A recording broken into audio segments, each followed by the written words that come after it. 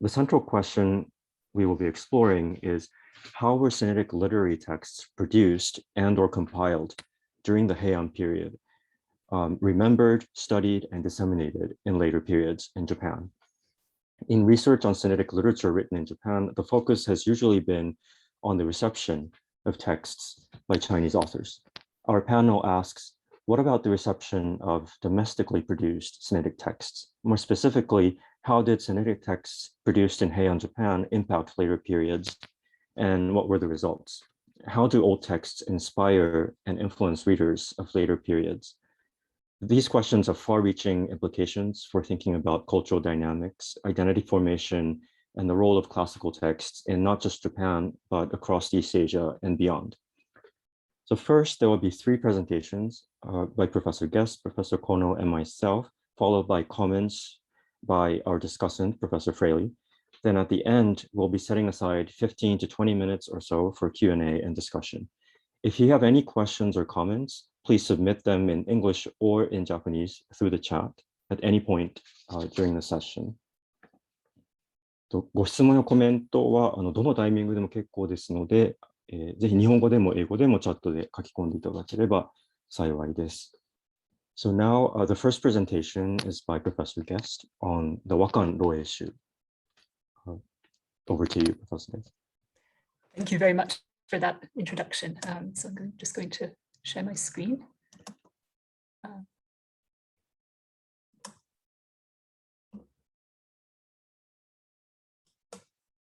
Right, look all right? Good. I guess we're all getting accustomed to this new format here. Right, well, thank you all very much for coming today and for listening to this panel. So my topic today is to start to take a bit of a preliminary look at some of the forms and kind of shape changes that this Heian anthology, the Wakan Roeishu, went through in the early modern era. And I'll preface that by saying that I'm coming to this from an interest in Heian literary education, or Heian and medieval literary education, and in the sort of usage of this anthology in that context and its medieval commentary tradition. So I'm not primarily an early modernist, and I very much look forward to your comments and suggestions in every direction. This is a really sort of slightly out of my comfort zone as a topic, but actually really interesting and sort of fun to work on. So I look forward to feedback. So I think that the Wakan Roeishu is a particularly interesting case to look at closely in this way, in terms of how readers and publishers kind of reimagined it in the early modern era for several reasons. So just to kind of start with introducing some key features of the text that fit into that kind of narrative. The Wakan Roeishu, and apologies to those of you that are already very familiar with it, is compiled in the Heian period by Fujiwara Kinto, a kind of arbiter of poetic taste and a successful official. It has a few features that make it both unusual and extremely successful as an anthology, and particularly as a literary primer, sort of from its compilation onwards in various forms. So it is organized by topic. So it has a first volume that works systematically through seasonal topics, and then a second volume that covers, that sort of arranges its topics roughly by heaven, earth, and human realm. Each topic section includes a variety of written styles and genres, including both Kanshibun and waka poetry, and within the Kanshibun category, fragments from or excerpts from texts written both in China and in Japan. So there's sort of within each topic heading a sampling of different excerpts in different written styles. Partly for that reason, it has the potential to be used in various ways. So because it allows a calligrapher to kind of either practice or show off skill in a range of written styles. It had a long tradition of being used for writing practice, as is hinted by its title, which I've translated as Japanese and Chinese style chanting collection. It had connections in various ways to varying extents with practices of poem chanting. So that connection to voice is also there from early on. And through the medieval centuries in particular, it takes on a very rich commentary tradition, which works to kind of mediate a sort of incredibly broad and diverse set of connections with other parts of literary culture. So it becomes an important site for defining and teaching poetic language of various kinds, and also for storytelling, because many of these commentaries kind of expand topics or poetic couplets or waka with kind of often quite startling and kind of eclectic retellings of different kinds of anecdotes. And these then get picked up in other kinds of literary production at the time. So to just highlight a few key points. So I think looking at the medieval commentary tradition and sort of teaching traditions around this anthology, a few aspects that are important to highlight. I've already mentioned its sort of potential for giving rise to sort of eclectic and anecdotal storytelling. It's worth noting that many medieval commentaries ignore the waka poems entirely. This isn't true of all of them, but it's definitely a very strong trend. So, but many of them do start with a kind of prefatory section or gloss on the anthology's title. And both there and in other sort of senses throughout the commentary may kind of be forced to reflect on this fundamental problem of written style and genre. So what does it mean that this anthology somewhat unusually collects poetic material of different kinds under the same topic headings? Does this create any problems in understanding the nature of poetic topics, issues of that kind?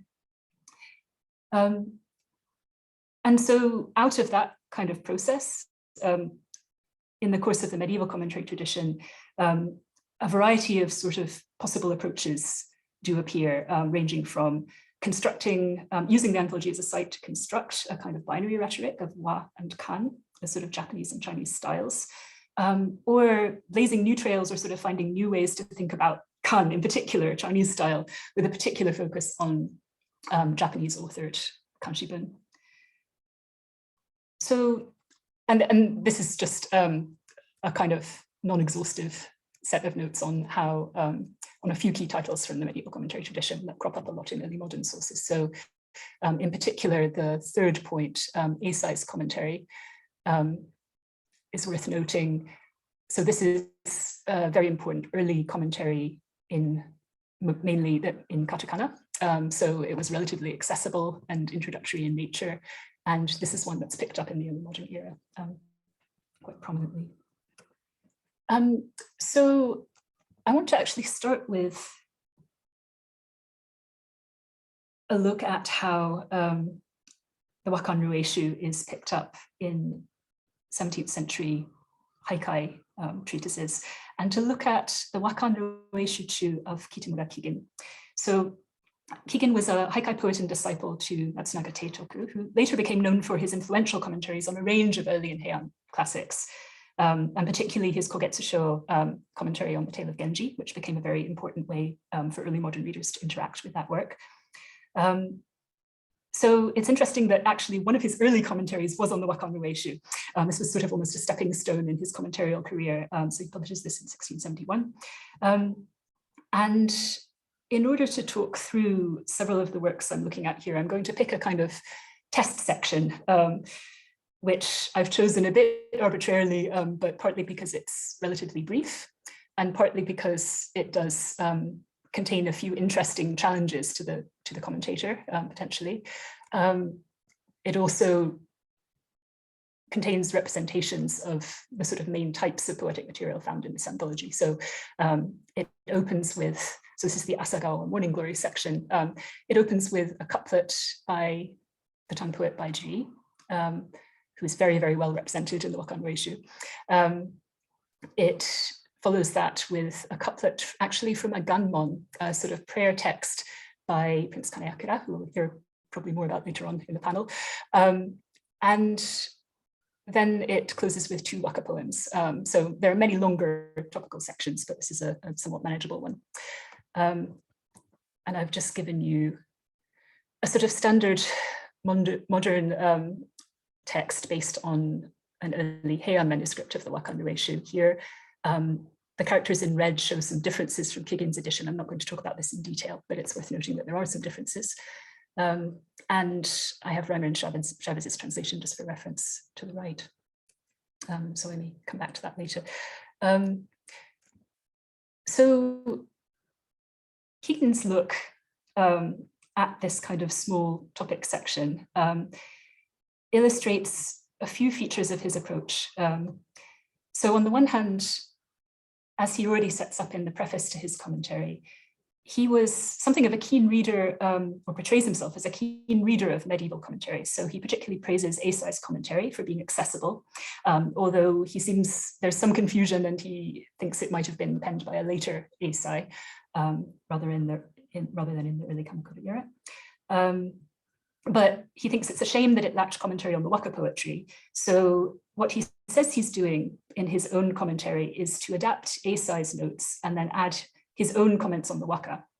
But although there's some truth in that, and he does borrow a lot of wording from Eisai's commentary or from other medieval commentaries, when it comes to the Kanshi, Keegan is very selective, and he's definitely not afraid to trim or supplement the Kanshibun notes as well, where he thinks it necessary.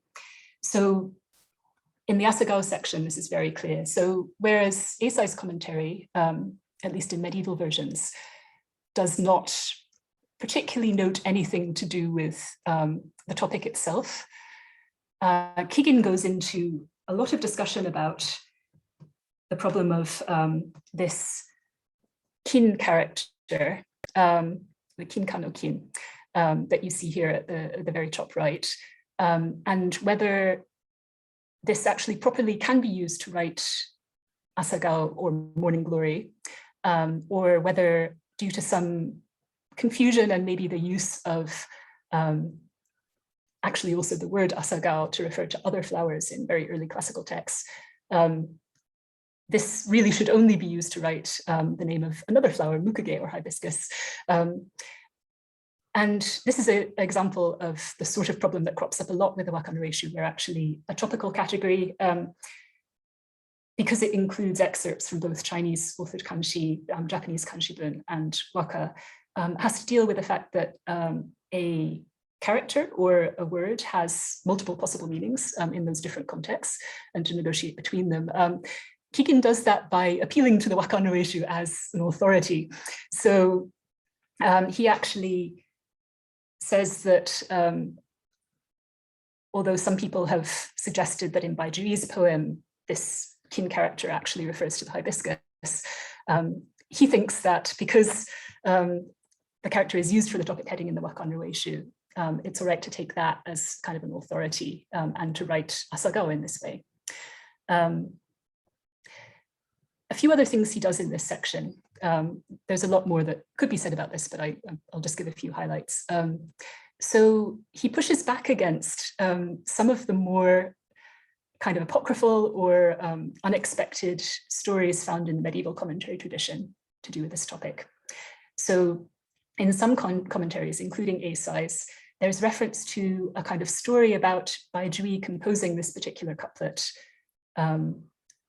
in response to meeting a immortal in the mountains who kind of laughs at him for his old age and his brief mortal life. And so, if I remind you of the content of this couplet, the point basically is that although a pine tree may live a lot longer than a morning glory, both of them are ultimately prey to impermanence. So there's not so much difference between them. So it's kind of a rebuttal to that immortal's laughter. Keegan is not having any truck with this story. So he essentially says this is a theory of somebody that hasn't actually read Baijui's own collection. Unlike Keegan, who has gone back to the original source, this is a kind of irresponsible storytelling growing out of the medieval commentary tradition. He also adds some references that aren't found in Eisai's commentary, but that link the anthology more firmly into the kind of broader context of literary education by mentioning other well-known primers. So the second excerpt in this section contains this phrase, sort of dew on the shallots, or which references an anecdote that can be found in the Tang educational primer, the Mangshio, or the Mogyu in Japan, very widely read. So he adds a mention of that and explains a bit its original usage. Overall, his main interest, rather than in unpacking a lot of details of usage or vocabulary, is on kind of establishing the central themes or of each poem. And in this context, he does borrow a lot of language from Eisai's commentary. He also shows an extra sort of interest, perhaps, in topical cross-referencing or sort of linking together different sections of the Waka no Reishu itself. So it's notable here that in his discussion of one of the Waka, he mentions that essentially the point of the poem is to explain the truth of impermanence. And he then quotes actually a couplet that's found in the Mujo or impermanence section of the Waka no Reishu as a kind of really good encapsulation of the truth of Mujo. So moving on from Kigin's commentary, there's something of an explosion of different takes on the Waka no Reishu in commentary form in the late 17th and early 18th century. And they show a sort of experimentation with format. So Kigin's commentary, as you can see, is actually not so dissimilar, although it is in print, from the kind of fairly simple and linear format of a medieval commentary. This is overgeneralizing, but there isn't too much experimentation with a sort of top margin box for extra notes or any sort of more creative visual layout. In the next few decades, that really starts to change. So there are forms where the top margin box is used for additional notes, where the sort of calligraphic aspects of the text of the Waka no Reishu are brought back into prominence by giving the original characters very large, with then full furigana readings kind of around them in very small lettering. And the next source I'm going to look at takes an interesting kind of different tack in using the top margin of each page for illustrations that match the various poems and excerpts. So this is the Waka no Reishu Zukai. And it starts with this kind of frontispiece that sets up a few of its main concerns. So you can see here, there's towards the right of this image, a figure, presumably Fujiwara Kinto, the compiler of the anthology, in this sort of imagined Heian setting, surrounded by symbols of the seasons. And so this is a kind of fantastical picture that shows all of the seasons at once, right? You can, from the bottom right, you can see plum, pine, some summer flowers like lotus, some autumn flowers, and momiji. So this suggests, as does the inclusion of a kind of table of contents at the beginning of the edition, a concern with kind of foregrounding the topical encyclopedia aspects of the anthology, and maybe kind of codifying how some of these topics would work in visual form. To my knowledge, it's the earliest version of the Waka no Reishu to do this. There are some sort of illustrations on earlier manuscripts, but this is the first work I've seen, and I'd love to hear about any other examples that really kind of experiments with how to codify, depict quite simply the depiction of each poem or each poetic topic. So here in the Asagawa, the Morning Glory section, you can see that although there's no commentary on the topic itself, it does kind of implicitly have to deal with this problem of whether this kin character should be read as Asagawa or Mukuge, whether it should refer to a morning glory or a hibiscus. And in the first illustration to the Baijui couplet, it actually shows a pine and a tree, which I assume is supposed to be a hibiscus. It's definitely not a morning glory. So that's in a way a kind of visual commentary or a visual expression of that commentarial theory that in the Baijui poem, this should actually be hibiscus. The illustrations for the remaining excerpts do show very clearly morning glories. So that sort of tension is really just implicit in the illustration. Thinking about what these illustrations are actually meant to do, it's useful to then look at a few other examples outside of this morning glory section, particularly those that have human figures. So for example, there are cases where the illustration is clearly trying to depict the circumstances of composition of the poem or the couplet, rather than actually commenting on any words in the poem itself. So this is one example where a couplet by Minamoto Mushitago famously mentions Yang Guifei, this sort of tragic tongue consort, in his couplet on longing for the sight of the moon on a rainy night. And in the world of medieval commentary, this is usually an opportunity to start telling stories about Yang Guifei at great length, and including lots of apocryphal details. Here, the illustrator has chosen actually just to depict a figure who's presumably the poet looking out at the rain. You can see maybe this is supposed to be an illustrated screen or something behind him, can't really see, to help him imagine the scene of Tang China. But regardless, we get the circumstances of composition, or maybe an illustration of the poem's topic or head note, rather than anything in the couplet itself. There are other examples of this kind. I mean, one very striking one where the head note is not even included in the edition, but is clearly informing the illustrator, is for this waka poem, where it's also included in the Kokinshu, and where it has a head note that mentions it was composed in response to a screen of cherry blossoms, and this is the illustration that we get. But this isn't really a consistent approach. So there are also examples where the illustrator will pick out some historical figure or some particular scene or kind of topical image that they think is particularly important. And these are a few here. So one particular Chinese warrior that was mentioned in a verse gets his own illustration. To the right, this image is from the Firefly section, where there's allusion to a few famous anecdotes, again rooted in the Mangqiu or Mogyu, that talk about reading by the light of captured fireflies, studying by the light of captured fireflies. And the illustrator's chosen very much to focus on that and to give us a kind of imagined view of China, complete with this kind of iconic checkerboard floor pattern. And that's very much taking an image out of the couplet, rather than focusing on its context, which is in a Japanese composed piece of Kanshibun. On the other hand, there are some situations where the illustrator picks something a little bit unusual or out of left field. So later on in this panel, we hear more about these inner palace banquets.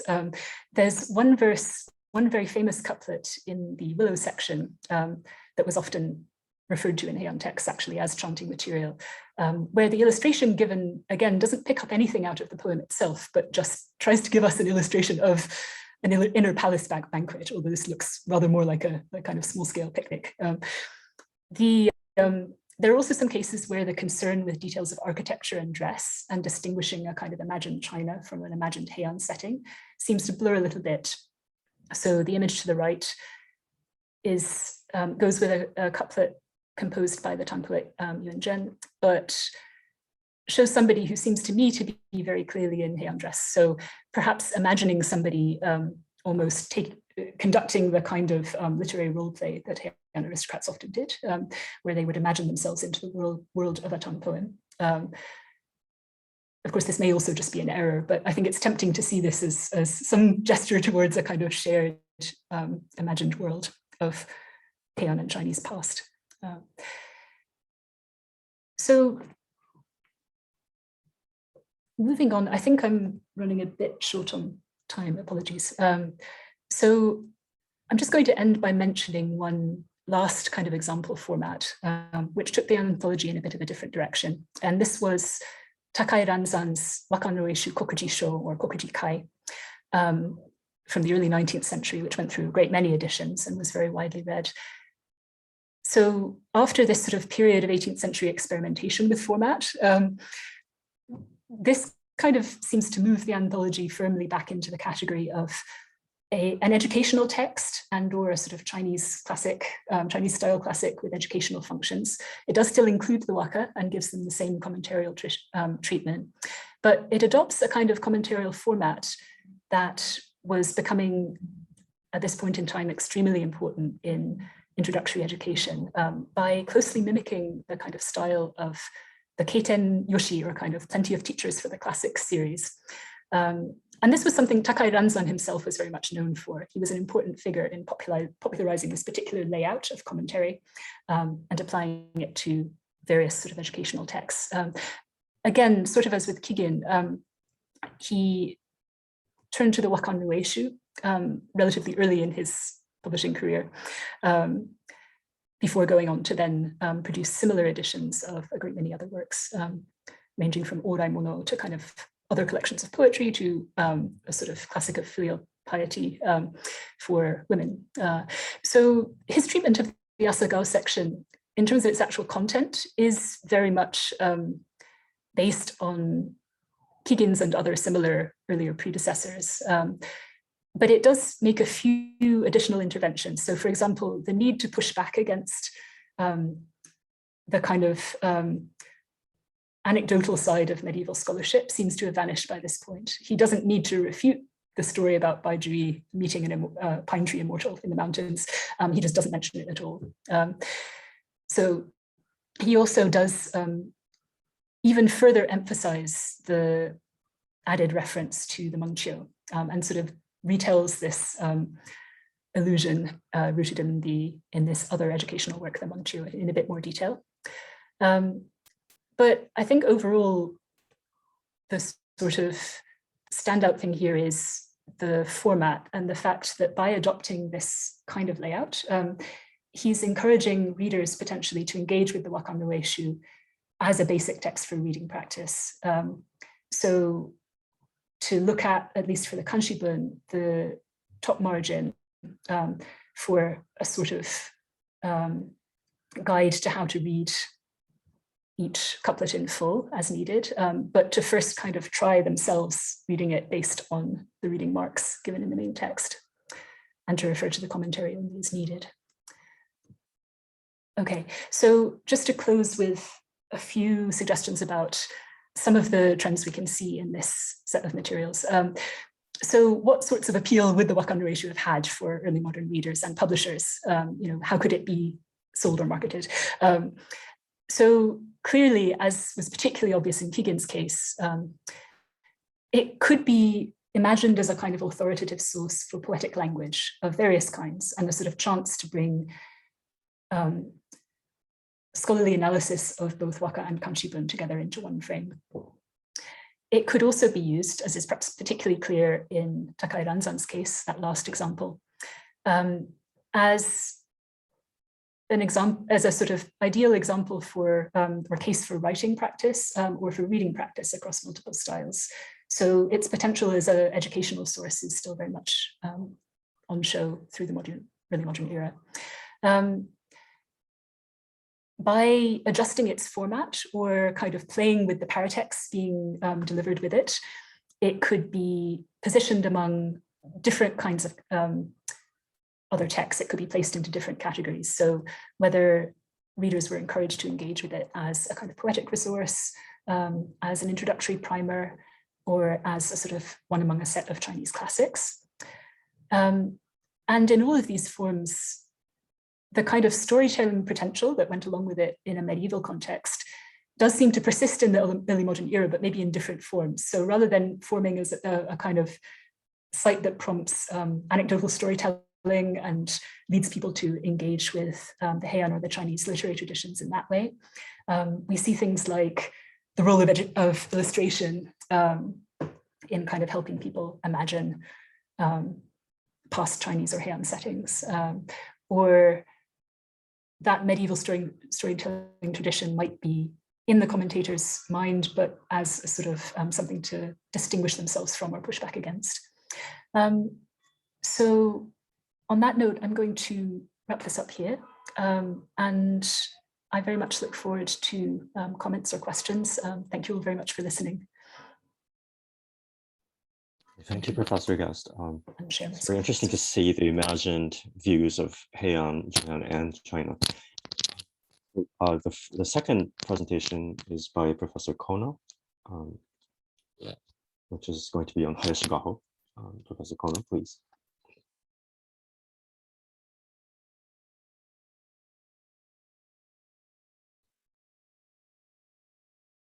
マイクが、はい、すいません。聞こえますでしょうか。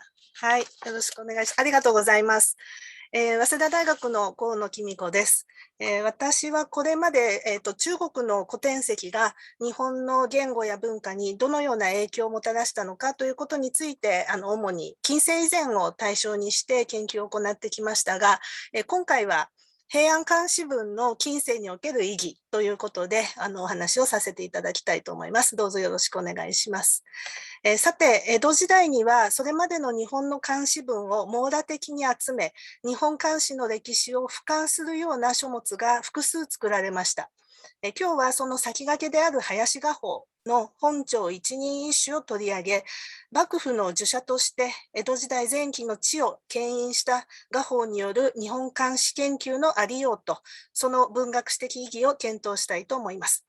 本朝一人一首は日本の漢詩を作者一人につき一首選び、評論を加えたものです。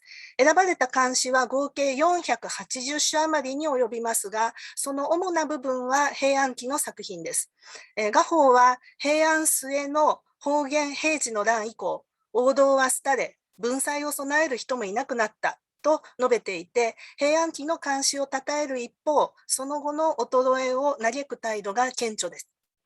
それでは本朝一人一首には一体どのような基準で詩が選ばれ、またそれぞれの詩にはいかなる評価が与えられているのでしょうか。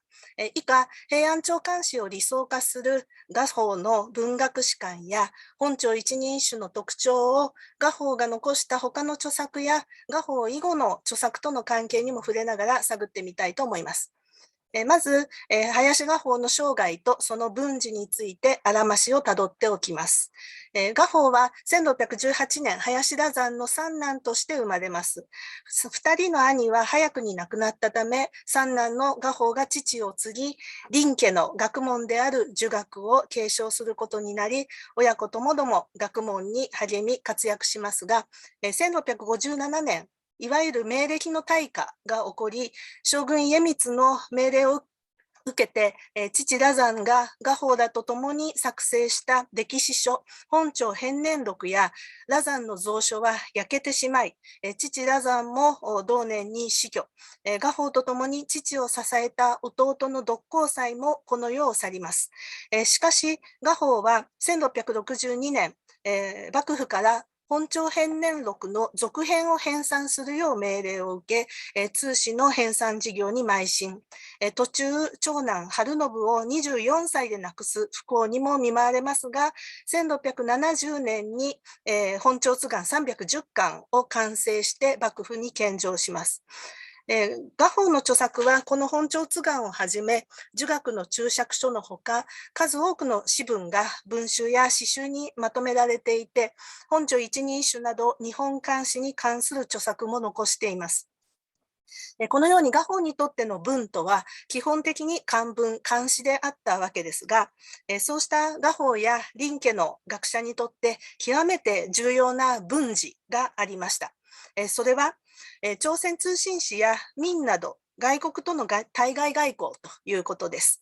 画法は来日した朝鮮通信使と詩を送り合ったり、外国からの書簡の解読や返信の文書の作成などの一切を任されていたということが記録されています。折しも大陸は明と清の交代期にあたり、画法はそうした国際情勢にも直接触れながら、緊張感と誇りを持って文の才能を発揮したものと推測されます。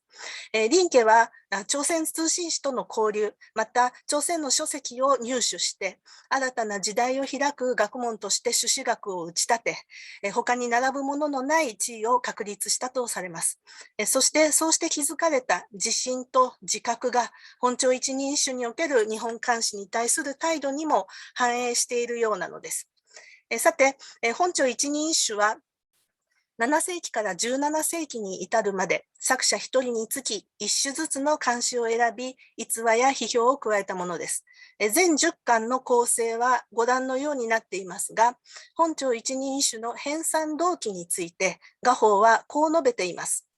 かつて父羅山が詩人一人につき一首ずつを選んだ本朝詩選や東宋元民一人一首を編纂したけれども、本朝の方は明暦の大火で焼けてしまったので、父の意思を継いで作成したのだということです。画法は続いて下の方ですが、開封奏や良雲集、文化修例集、警告集を見た感想として、本朝においても、古は朝廷に才能ある人が少なからずいて、近年の五山僧も及ぶところではないとします。五山の詩文を超える文学が奈良平安期にあったのだというこの発言には、画法の素直な驚きも含まれているのかもしれませんが、それと同時に新しい江戸の時代を迎え、漢詩文においても新しい価値観を作り出そうとする画法の意図も伺えるようです。しかしながら、本朝一人一首における画法のコメントは、平安の漢詩を一律に全部褒めるというものではなく、様々な批評が加えられています。で、次にその中から興味深いものをピックアップしてみたいのですが、まず注目されるのは、対外関係の中で創作された漢詩を重視する態度です。これは先ほど述べたように、画法自身が対外交渉の第一線に立って、文の才能を持って活躍していたことと深く関わるものと考えられます。例えば、菅原道真は、平安期を代表する文人ですが、その数ある道真の詩の中から画法が選んだのは、渤海から日本にやってきた渤海詩と道真が読み交わした詩です。画法はこれについて、道真は渤海詩と詩を送り合い、渤海詩の称賛を得た。でこの一首を選んだのは、道真の文章が外国にも感動をもたらすものであったことを初心者にも知らせるためだと説明しています。文人のいかなる活躍を評価すべきか、ここには画法の価値観や林家の立場が直接反映しているように思われます。またもう一人、空海を見てみます。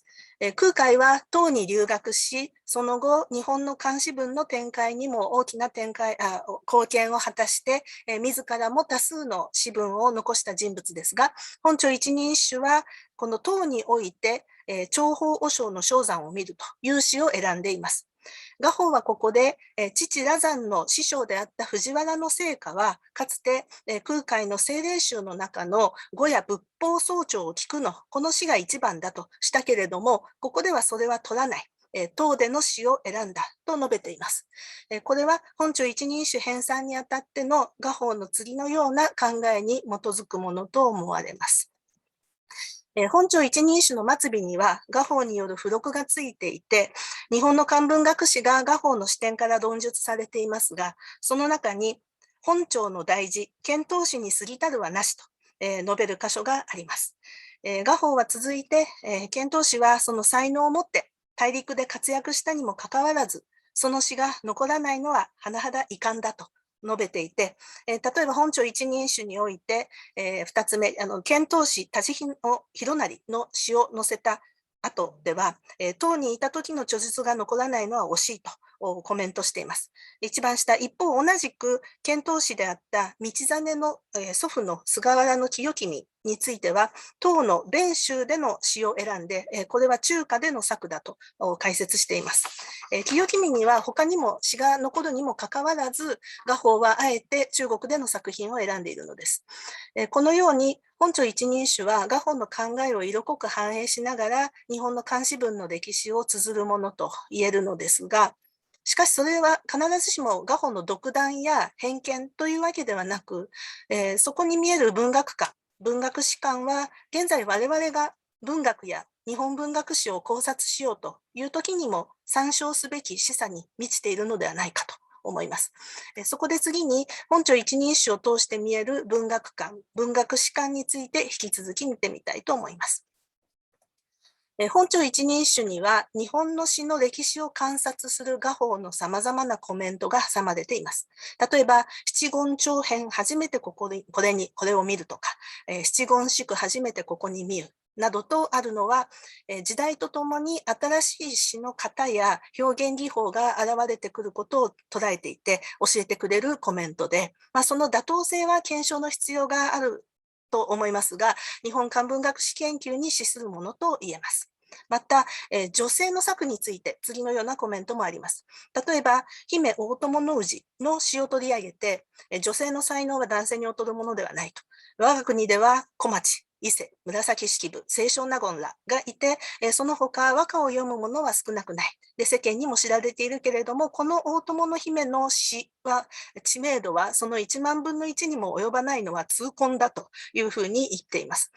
こうしたコメントは当時の、あるいは現在の文学館にも、再検討、再考を促すものと捉えられるのではないでしょうか。ここでさて再び、本朝一人種末尾の付録に目を移してみますと、画法が訴えようとする文学史観はここによりはっきりと主張されています。付録のこの冒頭で画法は奈良平安初期の日本漢詩が非常に盛んだった。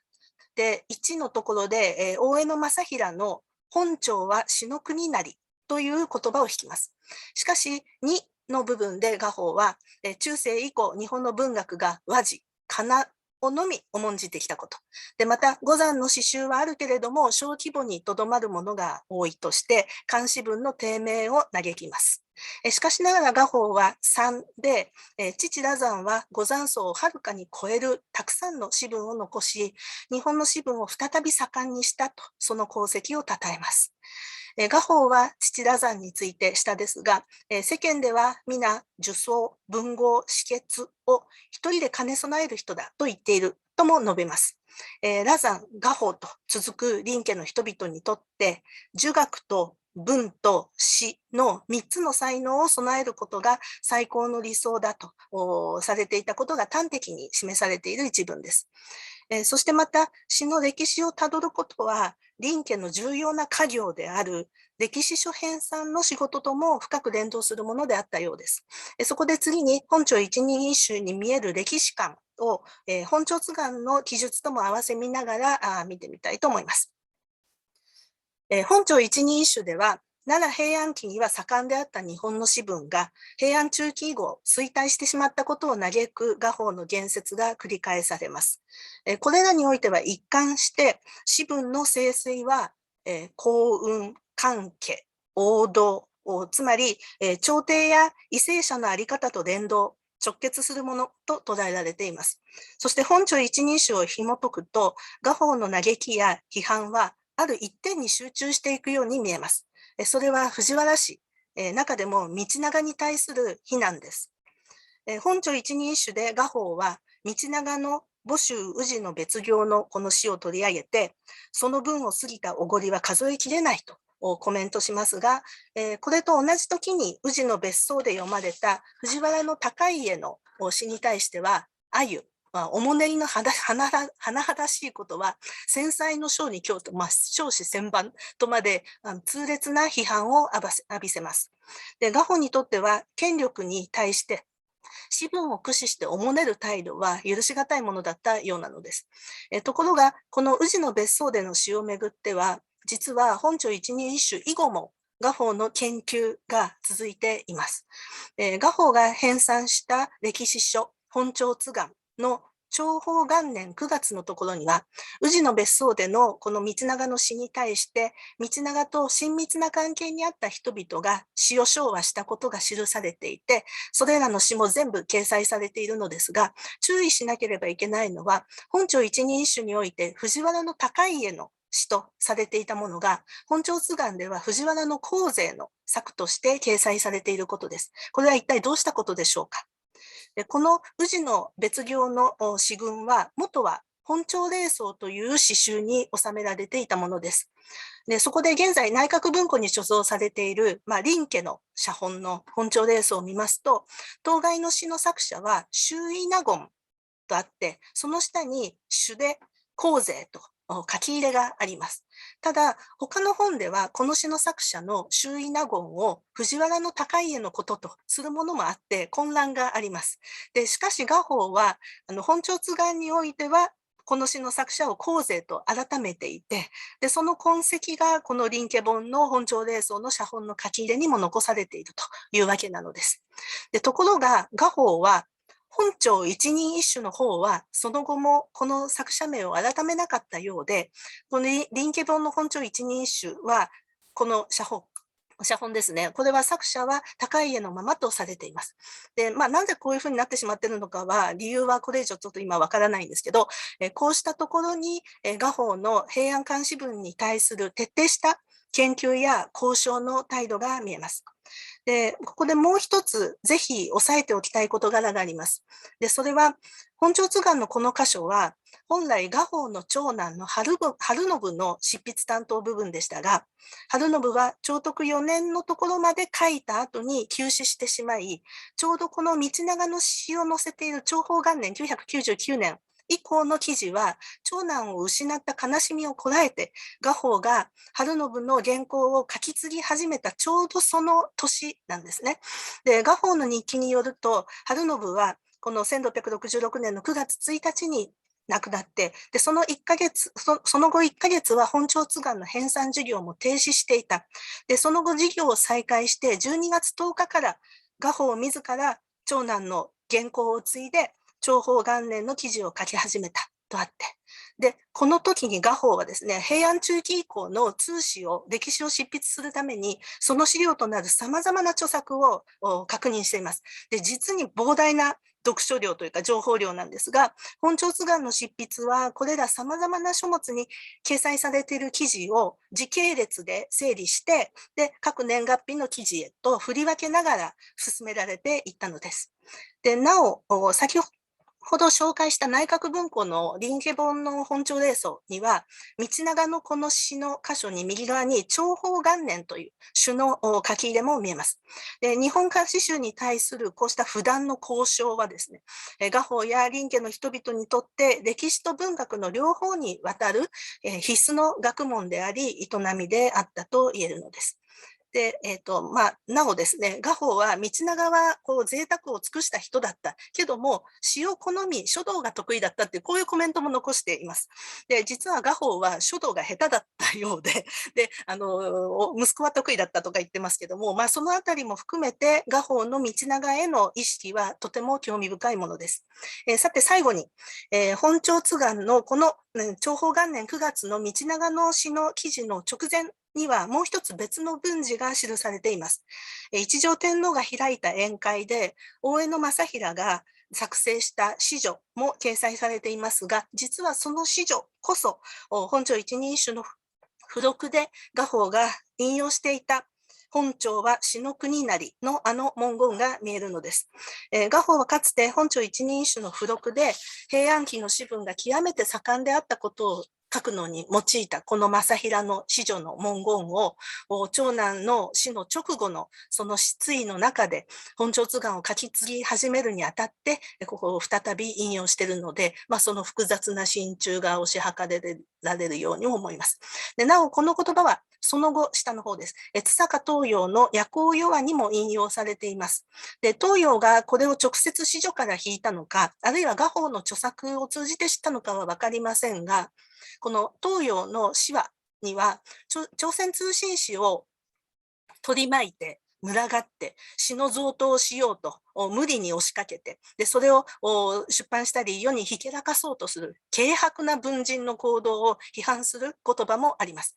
でこれは裏を返せば東洋の世代においてもなお朝鮮通信使との交流が文人たちにとっては晴れ舞台であって、その舞台に上ることを多くの人が望んだけれどもそれは簡単なことではなかったということを伝えるものと言えるでしょう。またもう一つ、江村北海の日本史詩は本朝一人一首を参照したと明言していて、また平安後期の文の衰退を述べる部分はその表現方法も含めて画法の文学史と重なります。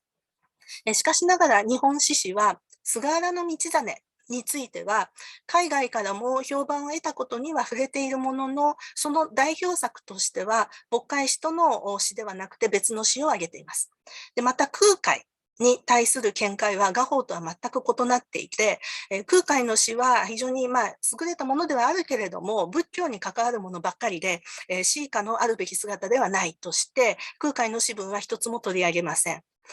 このように、画法の態度や主張と、後の江戸期の著作との比較をこうやって行っていくならば、画法の業績の特色とともに、日本の文学史観、あるいは漢詩文への認識がどうやって形成されて変遷してきたのか、より明確に把握していくこともできるでしょう。以上、ちょっと早口になりましたが、平安漢詩文に改めてスポットを当て、漢詩文の復興を起とした画法の活動とその個性を観察してみました。でそこには父や、兄弟、そして長男との死別を経てもなお、家の学問を断絶させず、文の新たなムーブメントを作り出そうとする画法の膨大なエネルギーを伴う営みがありました。で画法や林家の文学の内実を考えるには、江戸期に俄然盛んとなった蔵書や出版に関わる事業や将軍家、公家との関係、また朝鮮通信使らによってもたらされる海外の情報や文学の動向との兼ね合いなど、もっと広く時代や社会の背景を踏まえて考察していくことが必要でしょうが、それらは今後の課題とさせていただきたいと思います。参考文献は以上です。どうもありがとうございました。発表は以上です。河野先生、ありがとうございました。平安時代から新しさを得るっていうようなところにすごく印象的だったと個人的に思いました。ありがとうございます。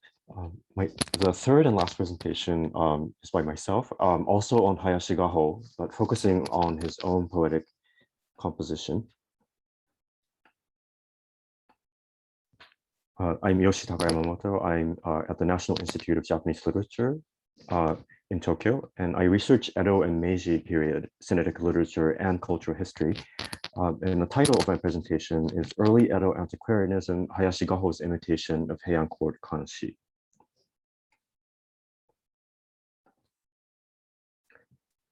The Edo period can be characterized as an age of antiquarianism, and we had a session earlier today with Kobayashi Humiko sensei and others, as discussed in Kouko Shumi no Rikishi. Interest in ancient matters spread to all corners of society. But antiquity, initiate, was an elastic concept. It could variously refer to the age of the gods in Japanese history, the Han or earlier, or sometimes later dynasties of China, or through the eyes of late Edo Gesaku writers, even the Genroku era. And here I'm using the term antiquarianism in its broadest sense. Today, Ito Jinsai and Ogi Sorai's philosophical and philological projects of Fukko, restoring antiquity or returning to the ancients, are well known. But Edo period Confucian scholars' investigation of antiquity didn't begin with Jinsai and Sorai, but arguably with Kinoshita Junwan, whom Hattori Nankaku identified as the founder of ancient learning. In Sinitic poetry, the technique of imitating the ancients, Giko, can be traced back to Hayashi Gaho, the focus of this presentation.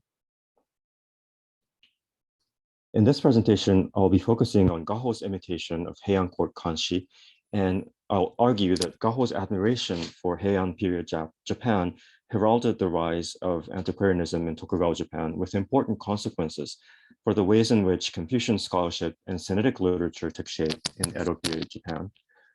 Parts of the sections 1 and 3 of this presentation are based on a presentation in Japanese that I've already given previously, and also in my forthcoming book, also in Japanese. Section 1, Imitation of Inner Palace Banquet Poetry. Gaho, like his father Razan, served the Tokugawa shogun as a Confucian scholar and played a pivotal role in establishing Confucian learning as a branch of knowledge that could help usher in an era of peace and stability and legitimize a new political order. What is sometimes overlooked today is that Gaho modeled himself after aristocratic scholar officials of the Heian court and saw his own work as a project to revive the long-forgotten cultural splendor of the Heian Japan. Miyazaki Shuta was the first to call attention to the manuscript titled Gi Naien Shishu, a collection of Sinitic poems in imitation of Inner Palace banquet poems held at the National Archives of Japan. This pouch-bound volume, probably a copy of the now missing original scroll, contains 28 Sinitic poems composed by Gaho and his colleagues in Edo in the spring of 1666. Gaho's group imitated Sinitic poems that were composed at the Heian court on the occasion of inner palace banquets, Naiyan. They were hoping to bring back an era in which Confucian scholarship and Sinitic literature flourished and contributed to maintaining political stability in the realm. Gaho came to idealize the Heian period while compiling a history of Japan in literary Sinitic at the request of the shogun. This text, Honcho Tsugan, covering all periods from the Age of the Gods to 1611, was completed in 1670. Gaho and his colleagues were in the middle of writing this history when they took a day off to hold a Sinitic poetry gathering in the style of a mock inner palace banquet. In Gaho's diary, Kokushika Nichiroku, Daily Records of the National History Hall, an entry dated 1666, 3rd month, 13th day, records the gathering. Between 10 a.m. and noon, Yugen, Hakugen, and other members of the National History Hall, along with students not part of the hall, arrived as planned. Some brought fresh fish, while others brought vegetables. The result was a well-stocked kitchen. First, we produced clean copies of the 30 Sinitic poems imitating Heian period poems presented in response to the emperor's command. The poem title had been assigned in advance. Hakuyo read the poems aloud. The preface was written by Chushing, and the afterword by Yugen or Hitomi Chikudo. Gaho and his father Razan owned various manuscript copies of texts on Japanese court ceremonial yusoku or yusokojitsu, which they consulted while working on the history of Japan. One such text was Kujikongen, Origins of Government Affairs, whose entry on the Inner Palace banquet states that it was a seasonal banquet held on the 21st day of the first month at Jijuden for the emperor's closest circle. Scholars composed Sinitic poems on a given poem title to be read aloud in front of the emperor, and this practice was discontinued after the Hogen era. Hitomi Chikudo's afterword to the Ginai and Shishu praises the Konin and Engi eras as a time when brilliant emperors presided and members of the court were assigned to their posts on the basis of academic merit. Culture and rights flourished, and many Sinitic poems were composed at the court. Chikudo then laments, as Professor Kono has already mentioned, he laments the irreversible decline of governance, education, and culture since then. By resurrecting the long-lost Inner Palace banquet, Gaho's group sought to celebrate the renaissance of culture and peace under Tokugawa rule. One might wonder if Gaho and his fellow scholars were actually in a position to revive a court ceremony since they weren't part of the nobility. Chikudo's afterword anticipates this question, and he explains that his group's imitation of the ancients actually followed in the footsteps of Xie Lingyun, Shareun, Tao Yanming, Duo Yanmei, and Jiang Yan Koen, the Six Dynasties poets whose imitations of ancient poems are found in volumes 30 and 31 of the Wenxian Monzheng, Selections of Refined Literature. How exactly then did Gaho's group go about imitating Heian period Inner Palace banquet poetry? So we move into section 2. The previous scholarship, including Miyazaki's article, has not performed detailed analyses of the poems in the collection, Ginai and Shishu. Here's a list of all the 28 poems. And the collection begins with a poem by the emperor, Gyosei, followed by poems attributed to 27 members of the court. Their ranks and titles give them a semblance of historical authenticity, but in fact, all of their names are fictional. Gaho and his 9 colleagues took turns pretending to be fictive members of the imperial court. Accordingly, their mock banquet did not mimic any specific historic event. No complete records of Inner Palace banquets would have been available to Gaho's group anyway. What little information they had should have been limited to several individual poems and poem prefaces, plus brief descriptions in court ceremonial texts and historical records. The entries on Inner Palace banquets in the Honcho Tsugan suggest that Gaho was aware that a single poem title was usually assigned, and that in 832, Emperor Junna composed a poem with 13 scholars. Gaho's mock banquet was a creative amalgam of fragmentary historical information rather than being a faithful replica of an actual Inner Palace banquet. The poem title that Gaho's group assigned to themselves was A Magnificent Banquet Under the Blossoms, Keien Hananizasu, based on a prose piece by Libai, a preface to a banquet on a spring evening. Levi's piece mentions late spring flowers, peach and leaf plum, which complement the timing of Gaho's gathering in the third month, much better than the timing of Heian period inner palace banquets held in early spring in the first month. Cherry trees, sakura, were indeed in full bloom in Edo on that particular day, according to Gaho's diary. 11 poems use the word for Japanese cherry, sakura, clearly referring to the cherry blossoms of Edo in the here and now. The poems by Gaho's group were loose, creative imitations that allowed them to express present concerns and feelings through ancient forms, just like the ancient style poems by Xie Lingyun, Tao Yanming, and Jiang Yan in the Wenxuan. Now let's take a close look at the third poem by Gaho and attributed to a fictional prince named Akitomo. 一本中司京親王秋友立て祭る。時なるかななでんの桜、爛漫玉をしくに似たり。大き春風暖かに、放置運動平らかなり。縁に倍して縁起を思い、章を称して金明にはず。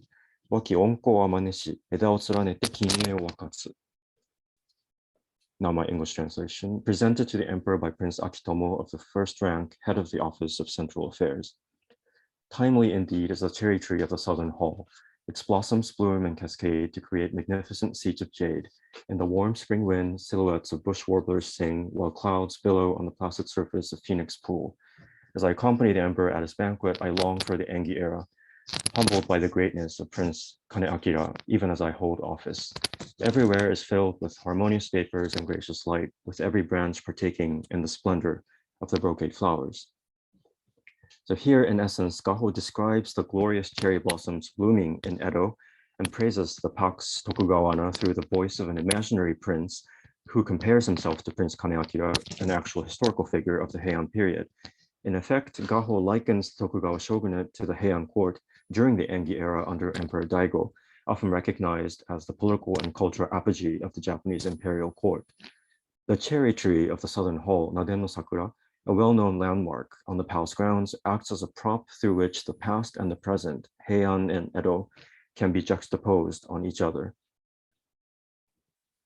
Gaho imitates Heian poetry by cutting and pasting, that is, by taking words from various pieces of Heian period Sinitic poetry and prose, rather than by taking a single poem as a model. The words taken from Heian Sinitic poetry and prose are shown here in red. Although many of these words also appear in Sinitic poems by Chinese poets, Gaho likely selected them on the basis of their usage by Heian Japanese authors, including Emperor Saga, Sugawara no Kiyotomo, Fujiwara no Fuyutsugu, Oe no Asatsuna, Oe no Masahira, and Miyako no Yoshika. Meanwhile, the expressions Tokinarukana and Waki are not found in Heian Sinitic literature, but in the Wenxuan and or in the poetry of Bai Zui, which would have been familiar to Heian authors. Gaho also uses proper nouns specific to Heian Japan. The cherry tree of the southern hall appears in the tale of Genji, as well as in Kinpisho, an early Kamakura text on court ceremonial. Gaho's anthology of Japanese authored Sinitic poems, Honcho Ichinin Isshu, includes a poem by Prince Kaneakira, along with Gaho's commentary that says that Kaneakira was so talented that had he assisted Emperor Daigo during the Engi era, Sinitic literature and culture would have flourished even more in his country, that is, Japan. The words enni baisu and shou shosu cannot be found in Heian sources. The former appears in poems on Muromachi and Sengoku period Gozan Buddhist monks, while the latter could be possibly Gaho's own coinage. While these two expressions do not look too out of place in the poem, they suggest that Gaho's imitation of Heian poetry was not too exacting. So we enter the last section. So Gaho's poem was a patchwork made up mostly, but not entirely, of words taken from Heian Sinitic literature and related texts. His colleagues also took more or less the same approach. Their imitation and admiration of Heian court Sinitic poetry impacted subsequent generations of Japanese Confucian scholars and Sinitic poets in mainly three ways. One, differentiation of Confucian scholars from Buddhist monks. Two, spread of the cut and paste method. And three, reorientation toward Chinese antiquity and Chinese models. First, it was by identifying with the Heian court that Gaho and his colleagues were able to differentiate themselves from medieval Buddhist monks and cement their identity as Confucian scholars. Claiming to revive the Sinitic culture of the Heian court, which was more Confucian than Buddhist, allowed them to establish themselves firmly as Confucian scholars. It is no coincidence that Gaho's academy was named after the Kobunin, the first private academy in Heian, Japan. The establishment of the Confucian scholarly occupation had an immense impact on the development of Confucian learning and Sinitic literature in Edo and Meiji Japan. Second, the technique of imitating the ancients by cutting and pasting became a standard method of composing Sinitic poetry in 18th century Japan, especially among Kinoshita Juan's students, and a little later among Ogyusorai and his students. While the Ginai and Shishu could not have circulated widely, there is a good chance that Juan read it, since he visited Gaho on 1667, 12th month, 19th day, a year and a half or so after the mock banquet, and personally requested to be shown Gaho's recent Sinitic compositions, both poetry and prose. Even if Gaho had not shown these particular poems to Jun'an, reading his other works should have made it abundantly clear that Gaho fervently admired Heian Japan, which leads us to consider the third point. The third point is that Gaho's reverence for Heian Sinitic literature likely propelled other Confucian scholars such as Jun'an, Jinsai, Sorai, and their students to turn away from Heian Sinitic literature and instead adopt Chinese models and Chinese antiquity as more authoritative sources of literary knowledge and inspiration. Jinsai and Sorai dismissed Heian period Confucianism and Sinitic literature as lacking in substance, and Jun'an and his students imitated exclusively Chinese literary models. These up-and-coming scholars attempted to write in literary Sinitic that was indistinguishable from texts by Chinese authors, presumably so that their Sinitic compositions would be on a par with their contemporaries in Korea and China, and also so that they would be able to demonstrate to domestic audiences in Japan that their mastery of Confucian text and Sinitic literature had surpassed that of the Hayashi family, whose fame and reputation actually dwindled after Gaho's death. So to conclude, in this paper, I was only able to examine one poem by Gaho, and I hope to undertake a more comprehensive analysis. For now, I will provisionally conclude that the imitation of Heian period Sinitic literature by Gaho's group was a pioneering form of antiquarianism that served both as a source of inspiration and as a negative example, driving later generations of Japanese scholars to discover new, different ways of studying and perceiving antiquity. An important takeaway here is that the Sinitic side of Heian court culture had an impact on Confucian learning and Sinitic literature of the early Edo period. This slide shows some of the remaining questions, but I'll skip these for now. I mentioned that there is also prose pieces imitating Heian period Sinitic prose by Gaho. And finally, here's the bibliography. So thank you for your attention. Those were our three presentations, and now I'd like to hand over to Professor Fraley for his comments and questions.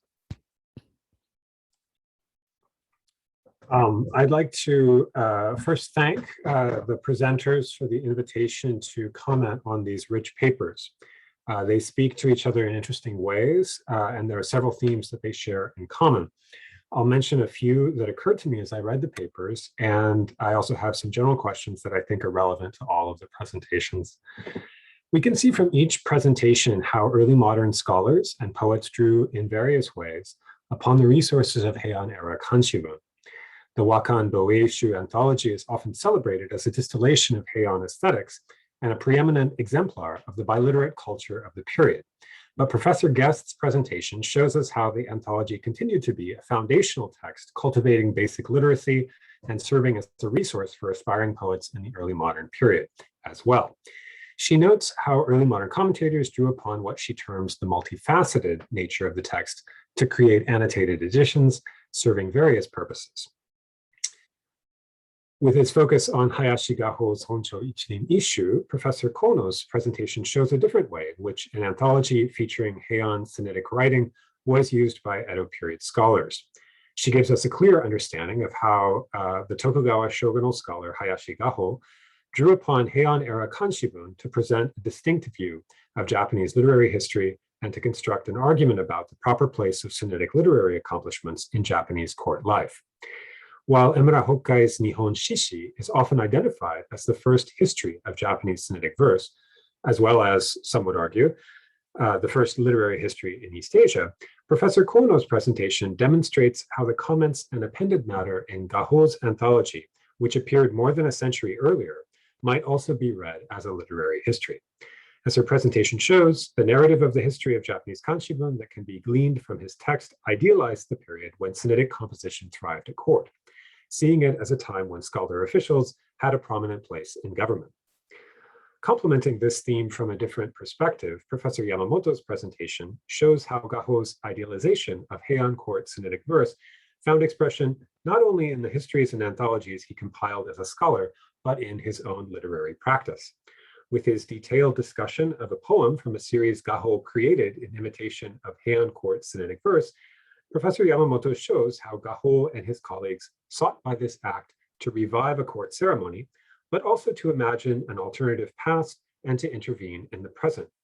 Professor Yamamoto highlights a line from Gaho's poem that references Prince Kaneakira's skill in Sinitic literary arts, and he notes a passage from Honsho Ichininishu, also discussed in Professor Kono's longer paper, lamenting that had such a talented figure been better favored at court, Sinitic literature would have flourished even more in Japan.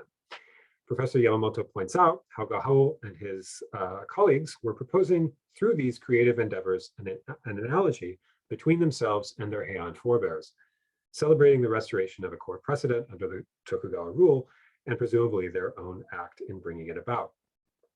I'd like to invite the presenters to comment about the vision of Heian biliterate culture presented in these various texts.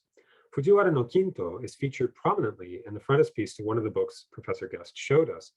And as present-day Japanese school children learn, he was a courtier noted for his skill in both Sinitic and Japanese verse forms.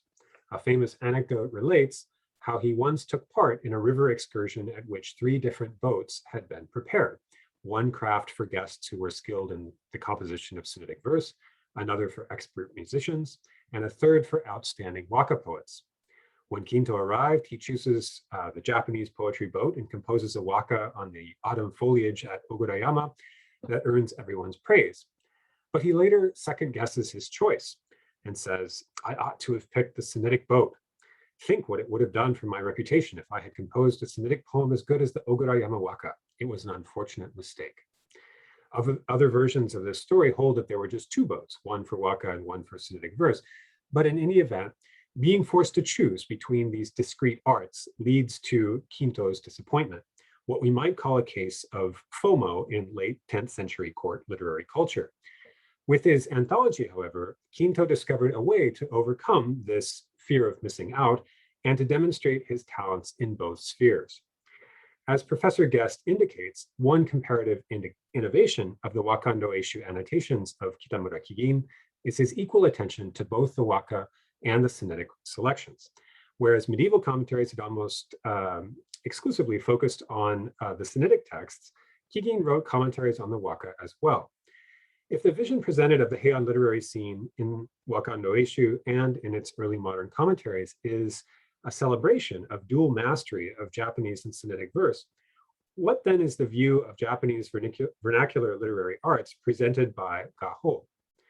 One passage in Honsho Ichininishu discussed in Professor Kono's presentation records Gaho's disappointment that Japanese female composers of Sinitic verse are not better known. The next sentence, however, goes on to imagine what wonderful works might have resulted if Ono no Komachi, Lady Ise, Murasaki Shikibu, and Sei Shonagon had been trained in Sinitic verse. I wonder if the presenters would care to comment more on how biliteracy, and specifically how the Japanese language literary arts are presented in these works. Second, part of Kinto's accomplishment in Wakando Eishu was discovering an appropriate unit for comparison of Japanese and Sinitic verse. Earlier anthologies that combined the 2 verse forms, such as Shinsen Manyoshu and Oe no Chisatoshu, did so in a way that was somewhat lopsided. Quatrains paired with waka in the former case, and single lines of Sinitic verse paired with waka in the latter. In these earlier anthologies, there was often a striking imbalance between paired verses in terms of content, a mismatch that Kinto's formal choice of pairing Sinitic couplets with waka, as well as the fact that he chose couplets and waka that had been created independently, overcame. Looking at Honsho Ichininishu, there are many instances where Gaho chooses poems that also occur in Wakando Eishu, but Gaho seems to endeavor to restore the complete poem. In other words, whereas Wakando Eishu might separate an octave, into its constituent units of 4 couplets, Gaho presents the poem intact. He even included a specific volume for couplets he was unable to restore to completeness. In some ways, the annotations that Professor Guest discusses parallel Gaho's reconstruction by reversing Kinto's extractive process to give us a sense of the full source poems. Does this reflect some larger changes in forms of poetic appreciation, from focusing on individual couplets to appreciating integral works, for example, or perhaps some changes in audience? Another question that emerges from the 3 papers concerns the specificity of Japanese Sinitic verse forms, and related to that is the issues of lexical authority and literary precedent. Professor Kono makes a clear case that Gaho chose poems from for his anthology that would reflect the international dimensions of Japanese Sinitic literacy, including poems that Japanese poets composed abroad, noting instances where their poetry is praised by other sinospheric individuals, lamenting instances where such poems are lost to us, and also devoting special attention to instances where Japanese Sinitic writings are disseminated in sinospheric texts. Professor Kono mentions a passage in Susaka Toyo's later Yako Yawa that dismissively makes reference to exchanges in Sinitic verse between Japanese individuals and Choson emissaries, yet the attitude he adopts seems strikingly different from Gaho's. This emphasis on universality and portability animating Gaho's selections in Honsho Ichininishu gives rise to the question of what he might have seen as distinctive in Japanese Sinitic verse.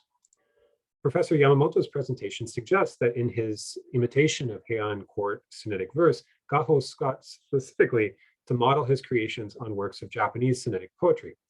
I wonder if there's a tension here. Related to the question of textual authority and precedent, Professor Guest's presentation notes Kigin's discussion of which species of flower is intended by the character jin, and whether it indicates mukuge or asagao or something else.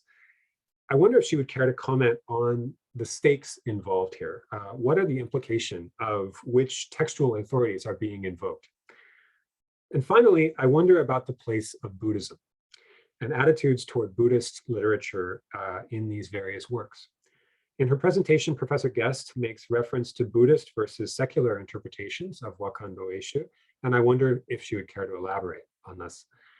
In an article on Hayashi Gaho's Honsho Ichininishu called Minding the Gaps, Ivo Smits pointed out the remarkable lack of attention in the anthology to Gozan composers of Sinitic verse, and argued that Gaho was trying to reassert the centrality of the Kyoto court by highlighting talented poets among the court officials.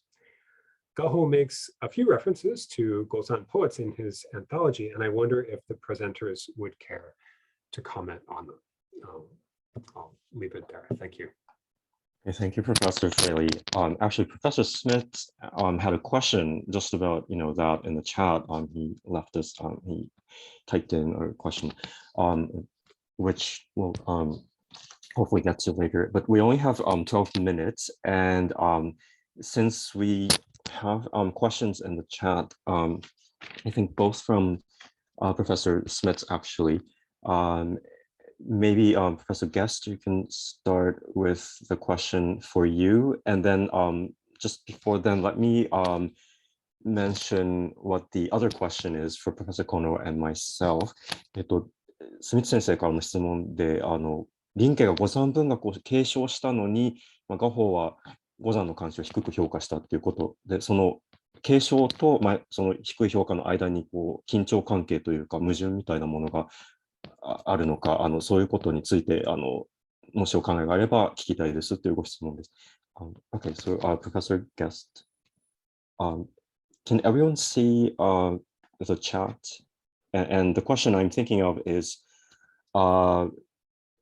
is about Keegan's commentary, and I'll just read it because interesting that Keegan's commentary makes no use of margins, etc., where he was so innovative in his Kogetsu. Is there anything to explain this rather dramatic change in approach in those 2 years? Thank you. Yeah, I mean, I also find that really interesting and is something that I was thinking about in looking at this material, but I'm afraid I don't have a good answer to at this time. I would also really like to know actually what prompted that change. And I think it doesn't quite provide an answer, but is potentially relevant. I think I mentioned that the Keegan's Wakan Reishu commentary was at a relatively early point in his career as a publisher of commentaries. He had previously commented, I think, on Yamato Monogatari and on Tsuruzurugusa. Murakami Yoshiaki has pointed out that this places Wakan Reishu as sort of a turning point in his work, or at least one could see it in that way, that it marks a transition between commenting on works that lacked a very developed medieval commentary tradition. There hadn't been a lot of scholarship previously on them. And then obviously by the time he gets to Kogetsu and he's commenting on Genji, there's already a lot of past scholarship that he needs to engage with. So the Wakan Reishu maybe was his kind of first, or one of his early attempts at engaging with a very established commentarial tradition. I wonder if this could have something to do with the shift in format, like perhaps in commenting on Wakan Reishu, he suddenly by the end of the project, he realized like actually it'd be very useful to have a margin box, but I don't have a better answer than that at this time. I'd be very curious if anyone has speculation to add. Great, thank you. So in the interest of time, let's move on to the next question for Professor Kono and myself. I'll just read the original question. Could you elaborate on the apparent tension between Hayashi Gozan's legacy, the Hayashi's Gozan legacy of Confucian scholarship and the neglect of Gozan Kanshi by Gaho? So, Kono sensei, よろしいでしょうか。どうもご質問ありがとうございます。仏教や五山との関係とても大事で、今回山本先生のペーパーを読んで、最後のまとめのところで仏教のことをすごくきれいに整理してくださったなというふうに思っていました。で、確かに本朝一人一首には五山のものを引いていない、無視しているというかですね、ただ今日紹介した付録のところなんかでは、文学史をたどって、五山のところで、たくさんいろんな詩集が編まれたけれどもっていうようなことについては言及をしている。で、やはり林家の背景としては、今日、山本先生の発表で、公文院学士という称号が与えられたということの意味をお話しくださいましたけれども、最初仏教の立場というか法医というものがあったところが非常にやっぱりネックといいますか林家にとっては大きな問題だったっていうところがあろうかと思います。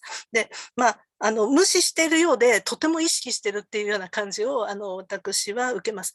で、やっぱりその五山への意識でそれをやっぱり乗り越えようとする、新しいものを発信していこうっていうところが強かったのかなと思って。で、じゃあ五山僧たちが何をやっていたかっていうと、今日の私の発表の最初の方でお話ししたやっぱり外交で活躍してたっていうことですよね。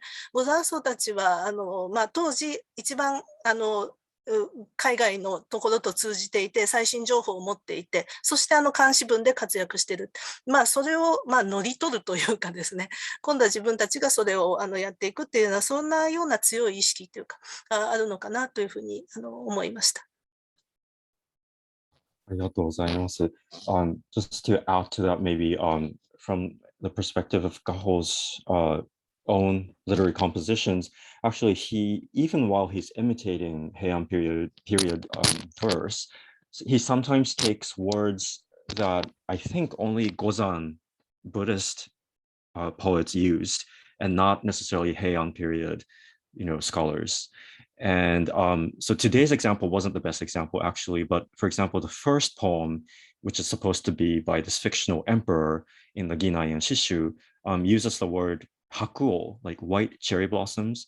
And the word white cherry blossoms, I think, were very common in Gozan poetry rather than Heian period poetry, or in, say, Baijui, for example. So just as Professor Kono said, Gaho is very aware of what Gozan has to offer or how to offer, and he has learned a lot from Gozan literature, but then that is precisely why he tries to distance himself for the reasons that we discussed already. So I don't know if this answers your question. But we are in the remaining 6 minutes. I wonder if we can discuss Professor Fraley's questions. He had many wonderful questions.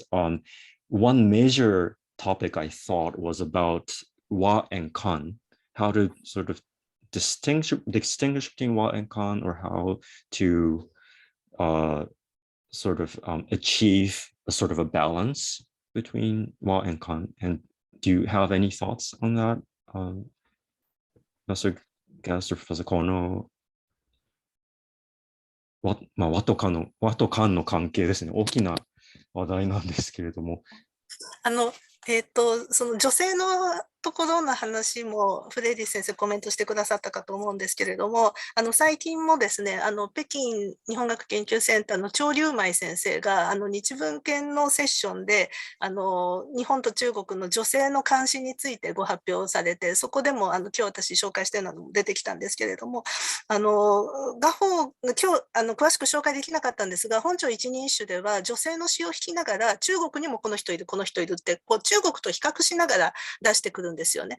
で、そうするとその女性の和と漢の問題なんですけど、今漢詩の話をしてしまってますけれども、例えば朝鮮やベトナムでの女性のそういう作詞とか作文というようなことなんかを見ていくのが今後の課題かななんていうふうにも思っています。はい。で、日本の場合には女性の書いたものっていうのは漢詩漢文ごく少ないんです、古いところでは少ないんですけれども、和文の中にある漢っていうのが私は面白いなというふうに思っていて、でそういったものを中世以降の注釈書がですね、また漢の方に引き戻して引き当てて残していくって説明していくっていうようなところで言えば、書いてるのは仮名だけれども中にはたくさん漢があるっていうそんな感じかなと思ってます。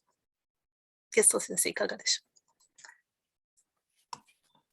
う。 Thank you. Yeah, that's really interesting. It's a slight tangent, I think, on this point, but maybe worth connecting that several of the prefaces to early modern editions of the Wakan Reishu specifically reference that not only are they designed for children, they're also designed for women. This is true, for example, of Takai Ranzan's edition. So there is that sense, although there was in that period, certainly still some gender differentiation in terms of the normal sort of educational norms, that girls should also be learning to recite the poems in the Wakan Reishu and not just the Waka. In terms of the broader point about how did these various textual contexts seem to imagine Wa and Kan, yeah, I mean it's interesting and hard to pin down to a single answer, but I think I was struck in looking at some of these materials at how the lines did seem to blur somewhat. I think several of the early modern Wakan Reishu editions are striking for how they actually do bring Waka very much back into the frame, sort of on an equal footing where, it perhaps is a distinct but sort of equally worthy focus of scholarly attention. So, I mean, I think in that sense, one can maybe connect it to sort of broader trends in how people are thinking about how scholarship can be applied to various kinds of language and poetry. And then visually, obviously the illustration is a context where you are sort of stuck with having to draw lines between Wa and Kan, right? You either portray the settings as the same, or you have to somehow imagine visually how these contexts might differ. And so seeing how an illustrator kind of deals with that in a different way, I think was very interesting. That's something I have not seen in medieval materials. I think synthesizing, both elements, Wa and Kan, is really very widespread throughout, Japanese history, but it's very much there, I think, in Hayashi Gaho's work, including his compositions in literary Sinitic. And he draws on, just as I try to point out in my presentation today, he draws on these Japanese sources and bring them into the world of Kan. So that's very interesting. And he's very proud of that sort of practice. Whereas later Confucian scholars, like, let's say, I don't know, Jinsai or Sorai and others may have been more careful about separating the two elements, Wa and Kan, in certain ways. But anyway, we're sort of running out of time. Well, thank you very much, colleagues and everyone for attending our session. And as Katya, our support staff, she has posted a link to the Wonder Me page, and I've never used it myself, but if you click on this, we will be able to continue our conversations if you have time. Us panelists are planning to go there and check it out. It's like, so with that, you sort of reached the end of the session. So thank you very much.